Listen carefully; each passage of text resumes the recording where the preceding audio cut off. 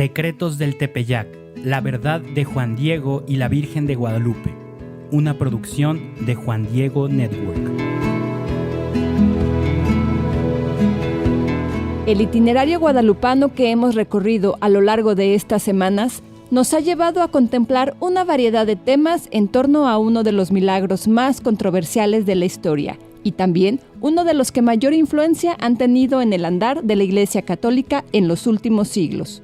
Hicimos un recuento de las fuentes históricas que se pueden consultar para corroborar la veracidad de los hechos del Tepeyac. Hablamos del contexto histórico en el que se dieron las apariciones, de los mitos que han surgido en torno a ellas durante casi 500 años. También compartimos algunas anécdotas que se dieron a lo largo del proceso de canonización de San Juan Diego. Pasamos por desglosar el mensaje de la Virgen partiendo del texto del Nican Mopohua. Hablamos de sus características, de todo lo que describe y el significado de los simbolismos que la imagen, como códice, nos está comunicando.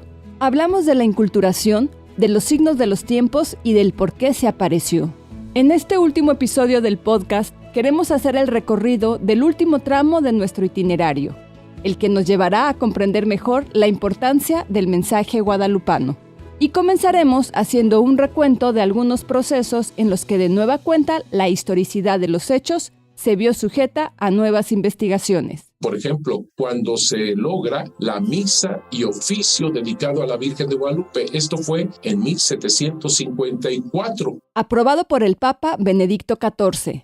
Monseñor lo pone de ejemplo porque aprobando la historicidad, porque tuvo que haber la historicidad en ese momento, para la misa y oficio dedicado a la Virgen de Guadalupe en 1754, por ello se hizo todo un proceso. En dicho proceso, el sumo pontífice utilizó la famosa frase del Salmo 147 que se aplicaba al pueblo de Israel, pero ahora aplicándola a México. Dios no ha hecho cosa igual con nación alguna. Esa es la frase. Utilizar dicha frase resulta llamativo porque nos ayuda a tener una mejor idea de la magnitud del evento guadalupano.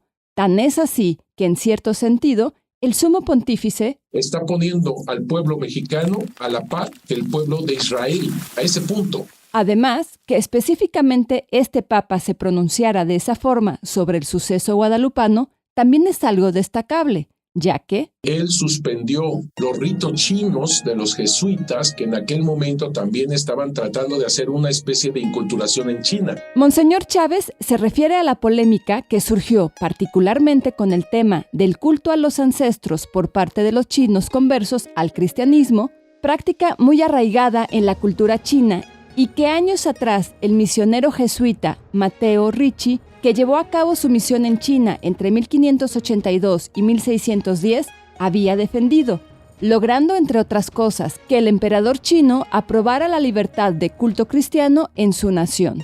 En cambio, en 1742, con la prohibición del Papa sobre estas prácticas religiosas por parte de los católicos chinos, el emperador retomó la prohibición de prácticas cristianas en territorio chino. Sin embargo, hacia la Virgen de Guadalupe fue impresionante todo el amor, el cariño y la captación de la inculturación que hace la Virgen de Guadalupe. Eso es algo muy, muy interesante con Benedicto XIV. Era muy rígido en ese sentido y sin embargo con la Virgen de Guadalupe captó perfectamente cómo hace una perfecta inculturación. Claro, la palabra no se usaba con Benedicto XIV, por supuesto, ¿no? Eso después va a ser mucho más normal utilizarlo desde el Concilio Vaticano II. Otro proceso que implicó una profunda investigación histórica de los sucesos del Tepeyac fue cuando se corona la imagen de la Virgen de Guadalupe en 1895. Resulta que el pueblo mexicano no se quedó conforme solo con la coronación pontificia y entonces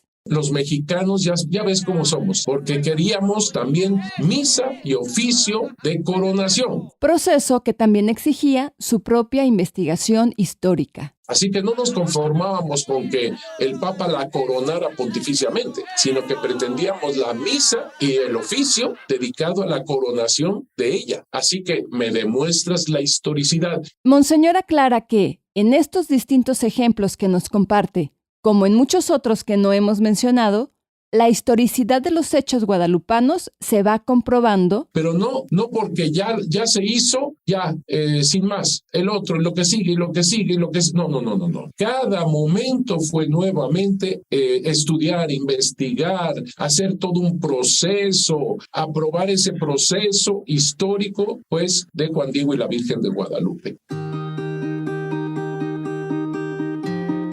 La cosmovisión que tenía el pueblo indígena sobre el universo, la naturaleza, sus deidades y el mismo ser humano era única y llena de una riqueza intangible. Como lo hemos podido analizar en otros episodios, sus simbolismos y la fe que en ellos depositaban fueron el camino que la Virgen de Guadalupe tomó para poder comunicarse directo al corazón del pueblo.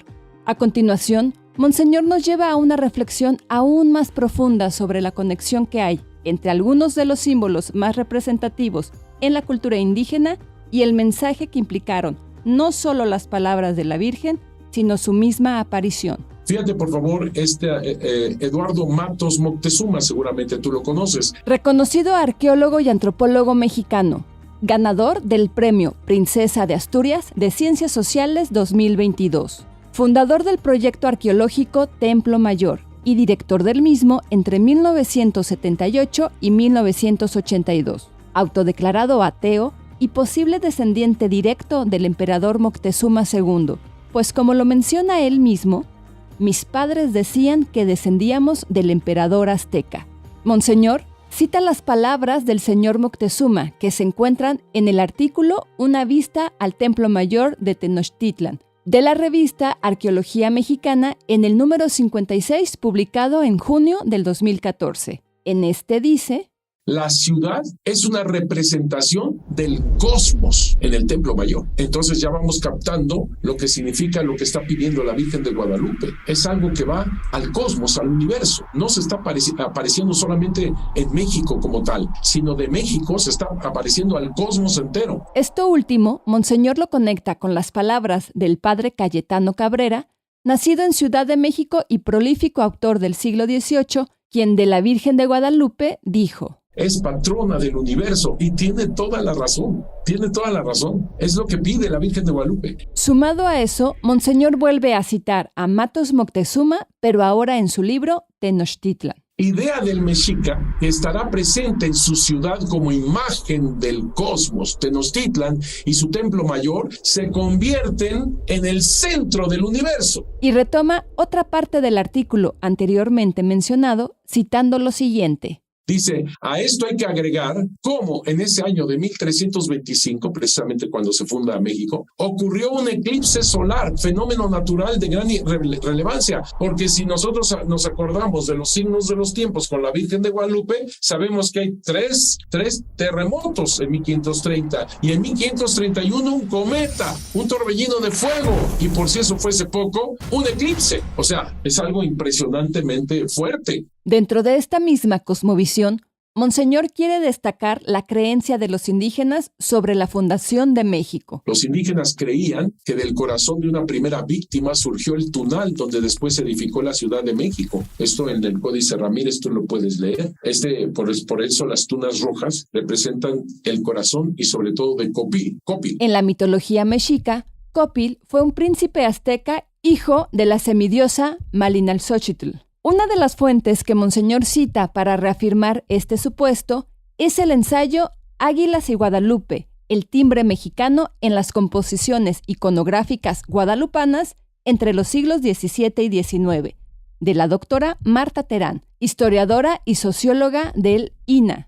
Dice, la indicación de que el nopal nace del corazón de Copil, sobrino y enemigo de Huitzilopochtli, el dios tutelar de los aztecas. Así que efectivamente el tunal, las tunas rojas, significaban el corazón. Obviamente con todo esto son los sacrificios humanos. Monseñor ahora da un pequeño giro al tema y quiere enfocarse en la historia de la fundación de Tenochtitlan. Esto es cuando encuentran el lugar del águila, que significa el sol, el cactus, donde están las tunas rojas, que significan los corazones, y devorando una serpiente, líquido precioso, estamos hablando de la sangre. Esto nos da a entender que en la simbología mexica, la serpiente no tiene una connotación negativa. ni mucho menos que represente a Satanás o el mal o algo así. No, representa el líquido precioso con el cual se sustentaba. Continúa citando el artículo El mito de la fundación de México Tenochtitlan de la revista Arqueología Mexicana, número 62, con palabras de Enrique Vela, arqueólogo y editor de dicha revista desde su fundación hasta la actualidad. Acordándose de lo que su Dios les había dicho, comenzaron a llorar de gozo y alegría y a hacer grandes extremos de placer, diciendo: ya hemos hallado el lugar que nos ha sido prometido, ya hemos visto el consuelo y descanso de este cansado pueblo mexicano, ya no hay más que desear. Consolaos, hijos y hermanos, que lo que nos prometió nuestro Dios hemos ya hallado. Para Monseñor, que vive en la Basílica de Guadalupe, es imposible no relacionar la imagen de este grupo de indígenas llegando a un lugar tan ansiado por ellos con los miles de peregrinos que llegan al santuario día con día. Vi cómo llegan los peregrinos cansados, Querétaro, después de 15 días y tantos otros que llegan de días. Y cuando van llegando a la basílica, es como si repitieran esto: ya hallamos el lugar deseado por Dios, ya llegamos. Tan es fuerte estos peregrinajes a la Basílica de Guadalupe y también, claro, desde los mismos mexicas que van buscando dónde hacer el templo a su Dios, como en una perfecta inculturación hace todo esto la Virgen de Guadalupe. Realmente es algo increíble todo esto que se da en la basílica. Un gran signo apareció en el cielo: una mujer vestida de sol, con la luna bajo sus pies y una corona de 12 estrellas sobre su cabeza. Está encinta. Esto que acabas de escuchar es el inicio del capítulo 12 del libro del Apocalipsis. El doctor Scott Hahn, en su libro Dios te salve, Reina y Madre, en el capítulo 3, dice: en palabras de otro experto, la mujer del Apocalipsis debe ser una persona concreta que personifica a un colectivo.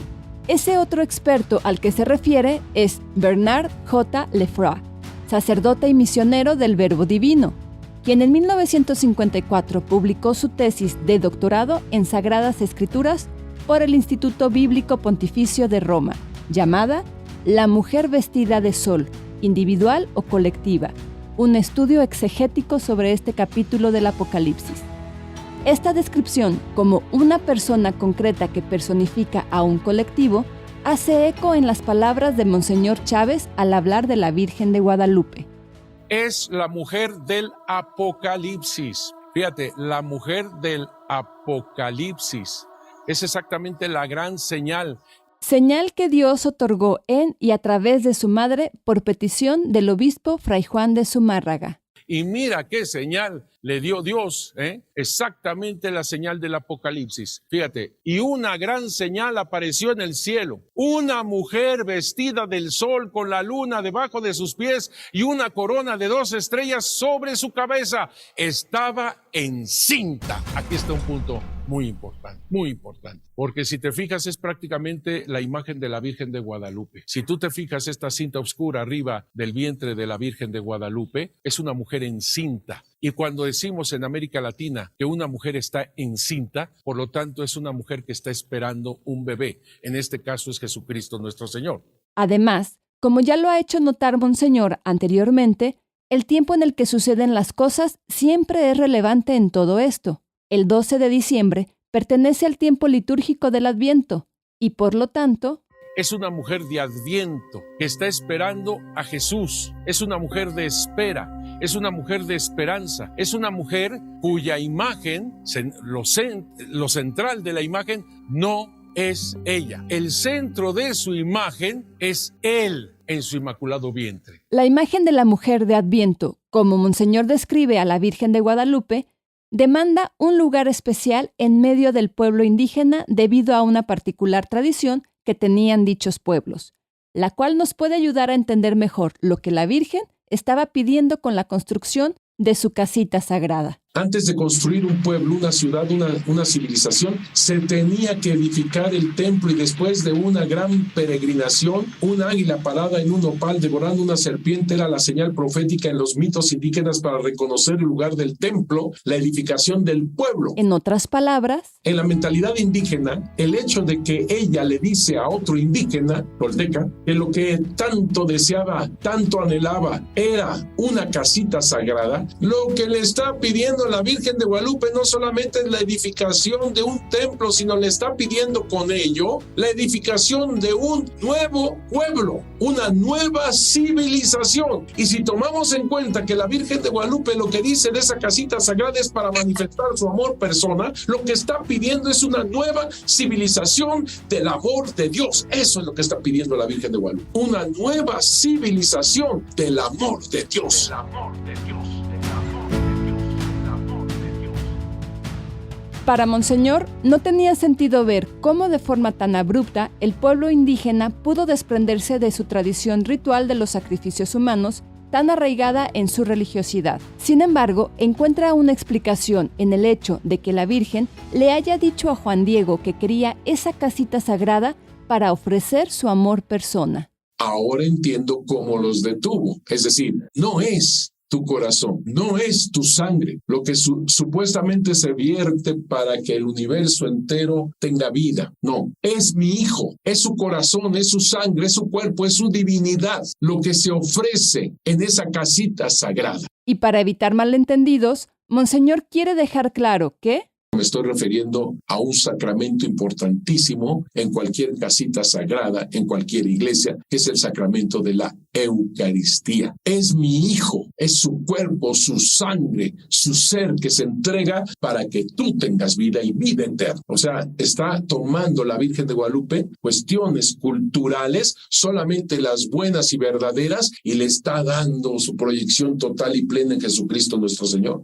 Como si todo esto fuera poco, Monseñor nos señala un detalle más que suma muchísimo al significado de todo lo sucedido, precisamente en aquel cerro. Y wow, si tú captas que ella se lo está diciendo en el cerro que se llama Tepeyac, corazón, ahora entendemos más perfectamente, más profundamente que esa casita sagrada, que esa nueva civilización del amor de Dios echa sus raíces y tiene que echar sus raíces en el corazón. Ese es el corazón donde se hace ese nuevo templo, esa nueva civilización de su amor. Así que, al final de cuentas, esto que vamos a celebrar 500 años es la puritita misericordia de parte de Dios para con el mundo entero. Jesús viene a través de la Virgen de Guadalupe, es un encuentro con Jesús en el Tepeyac, cerro corazón, en tu corazón. En ese sentido, Monseñor quiere enfatizar que la Virgen de Guadalupe es capaz, como lo hemos visto, de poner a Jesús dentro de tu corazón. Más allá de idiomas, más allá de tradiciones, más allá de costumbres, más allá de cualquier otra cosa, ella es capaz de poner a Jesús en tu corazón. Lo voy a decir de otra manera. Ella es capaz de tomar lo que dice el Concilio Vaticano II, las semillas del Verbo, tomar lo bueno y verdadero, aquello que ya Dios plantó en tu corazón porque Dios te hizo a su imagen y semejanza.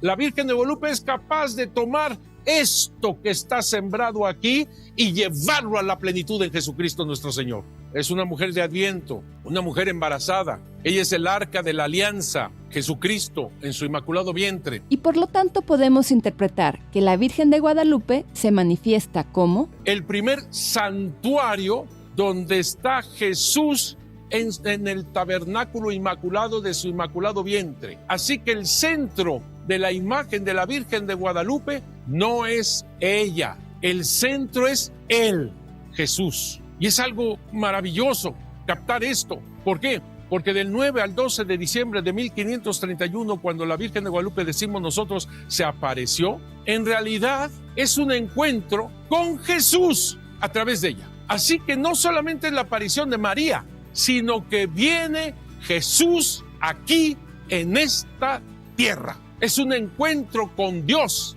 con Jesús, a través de ella.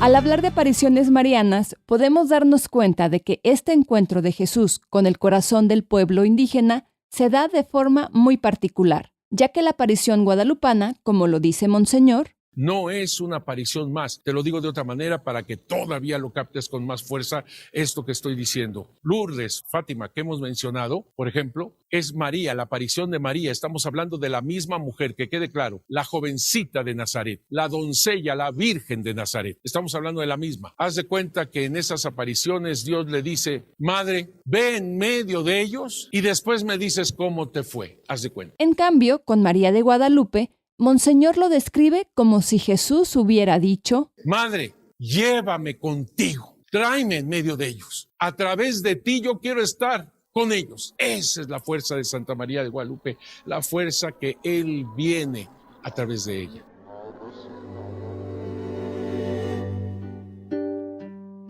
Hay un autor norteamericano que está en el momento de la postulación para la causa de canonización de San Juan Diego. Él escribió algo que nosotros, pues yo directamente como postulador tenía que contestar. Él dice, ¿quién es México como para pretender creer que Dios se fijó en él y que haya venido a través de la Virgen de Guadalupe? ¿Qué se cree México como para pretender que aquí haya habido una aparición y haya venido Jesús a través de la Virgen de Guadalupe?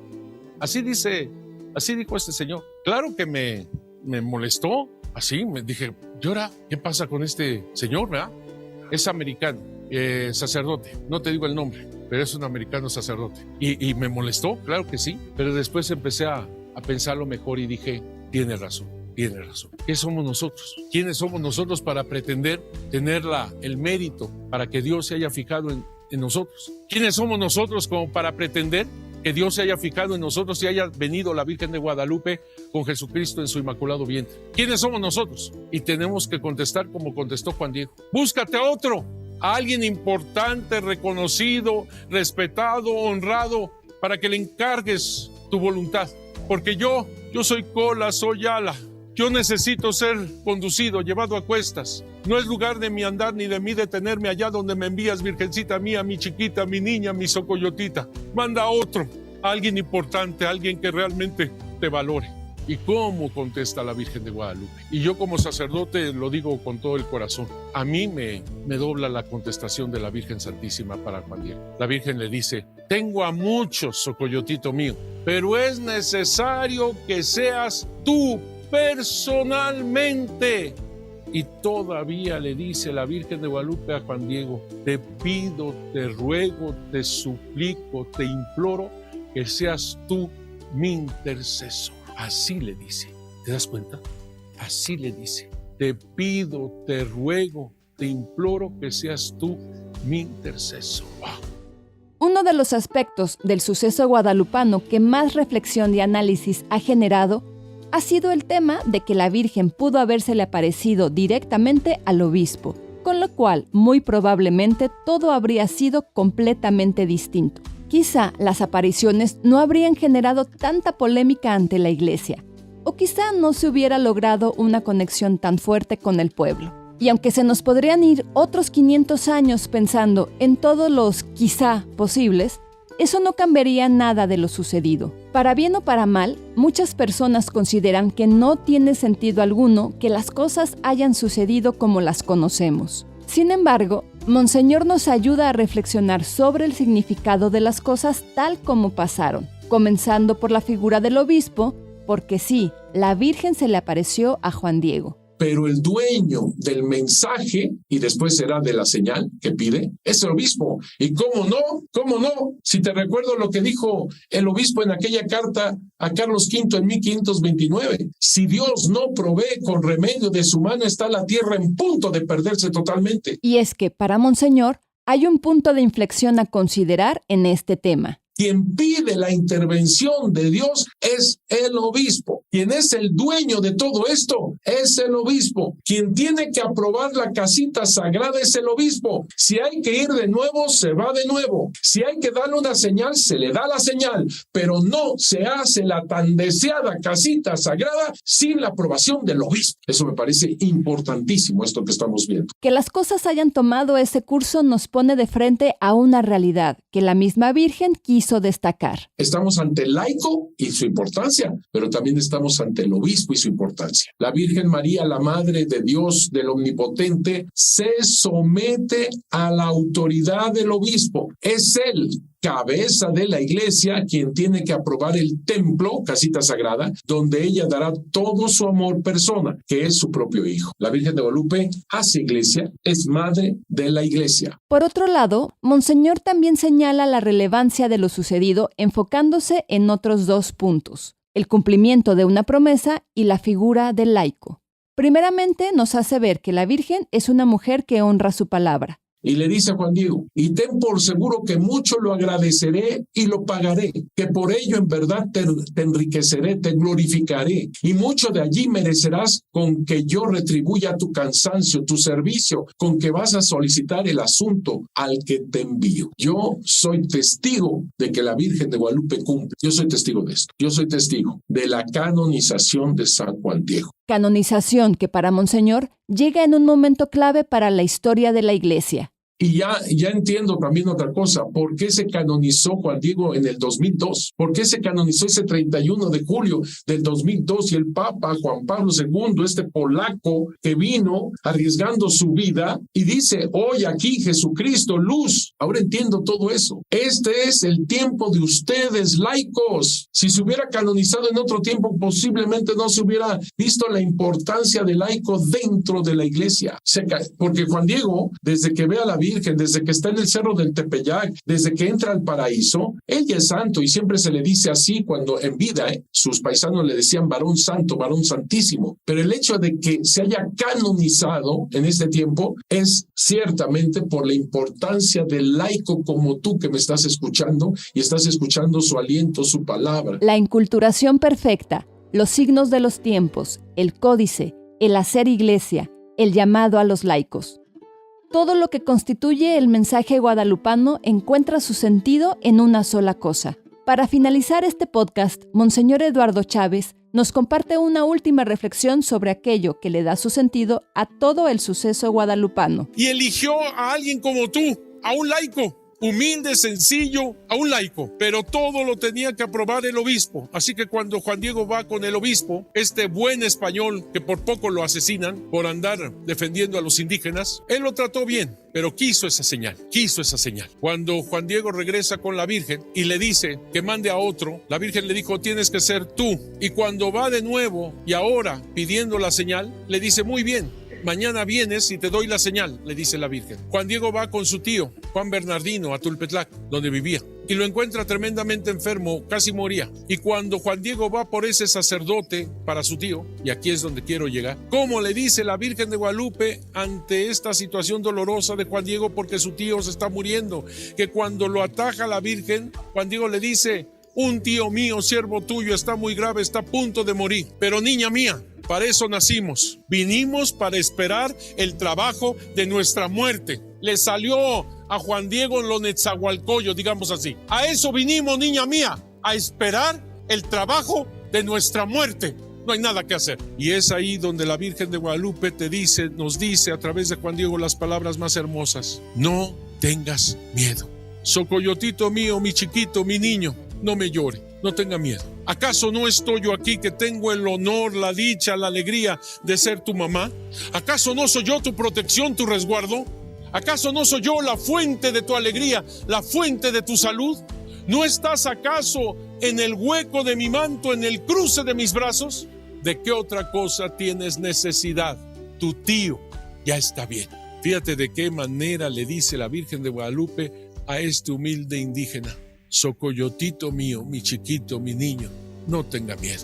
¿Acaso no estoy yo aquí que tengo el honor, la dicha, la alegría de ser tu mamá? Cuando a Juan Diego le devolvió la fe, la esperanza, porque te quiero decir, yo no sé quién estaba más enfermo, el tío o Juan Diego, que había perdido precisamente esa esperanza. Cuando le devolvió la Virgen Santísima esta fe, esta esperanza, él le pide ser el mensajero de esa señal.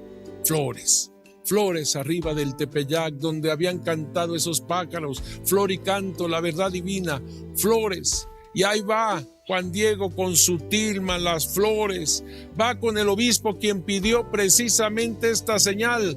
le da las flores cuando le dice todo lo que pasó. Y en ese momento en la tilma, que significa la persona del laico, se imprime la imagen de la Virgen de Guadalupe.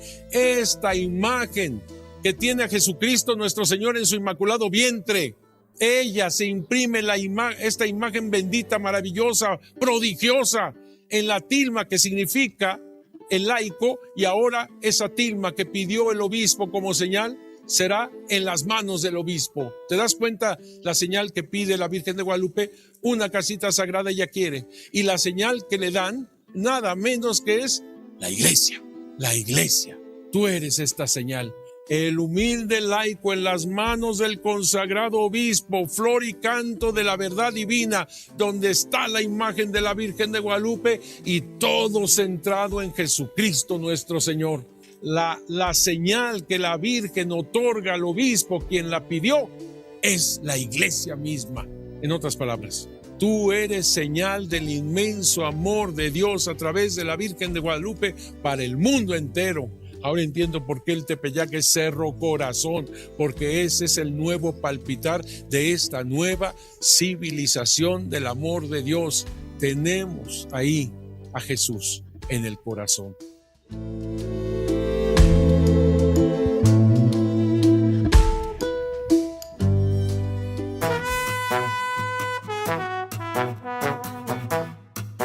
Muchas gracias por acompañarnos a lo largo de este recorrido en el que de la mano de Monseñor Eduardo Chávez tuvimos la oportunidad de conocer y comprender mejor el suceso guadalupano. Esperamos que todo lo que escuchaste aquí sea de enriquecimiento y beneficio para tu vida espiritual y que te sirva de arranque en tu preparación para el aniversario de los 500 años de las apariciones que se acerca velozmente. Yo soy Angie Romo y esto fue Secretos del Tepeyac, la verdad de Juan Diego y la Virgen de Guadalupe. Secretos del Tepeyac, la verdad de Juan Diego y la Virgen de Guadalupe es una producción de Juan Diego Network en colaboración con el Instituto Superior de Estudios Guadalupanos, con la participación de Monseñor Eduardo Chávez, doctor en Historia de la Iglesia y postulador de la causa para la canonización de San Juan Diego, con la narración de Angie Romo.